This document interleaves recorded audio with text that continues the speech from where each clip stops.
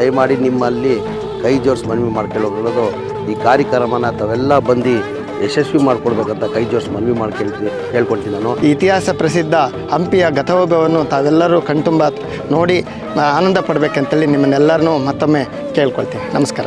ಈ ಕಾರ್ಯಕ್ರಮವನ್ನು ಯಶಸ್ಸನ್ನು ಮಾಡಿಕೊಡ್ಬೇಕು ಮತ್ತು ಹಂಪಿ ಗತ ವೈಭವದ ಆ ಕ್ಷಣಗಳನ್ನು ತಾವೆಲ್ಲರೂ ಕೂಡ ಭಾಗವಹಿಸಿ ಈ ಕಾರ್ಯಕ್ರಮವನ್ನು ಯಶಸ್ಸು ಮಾಡಿಕೊಡ್ಬೇಕಾಗಿ ಮತ್ತೊಮ್ಮೆ ವಿನಂತಿಯನ್ನು ಮಾಡ್ತೇವೆ. ದಯವಿಟ್ಟು ತಾವೆಲ್ಲ ಹಂಪಿ ಉತ್ಸವ ನೋಡಬೇಕು, ನಮ್ಮ ಕಲಾವಿದರಿಗೆ ನೀವೆಲ್ಲ ಪ್ರೋತ್ಸಾಹ ಕೊಡಬೇಕಂತ ಹೇಳ್ತಾ ನಾನು ಒಂದೆರಡು ಮಾತನ್ನು ಮುಗಿಸ್ತಾ ಇದ್ದೀನಿ. ಈ ಹಂಪಿ ಉತ್ಸವಕ್ಕೆ ಇದರಿಂದ ಎಲ್ಲರೂ ನಮ್ಮ ಜನಗಳು ಬಂದು ಜನೋತ್ಸವದಲ್ಲಿ ಭಾಗವಹಿಸಿ ಅಂತ ಕೇಳ್ಕೊತಿದ್ದೀನಿ.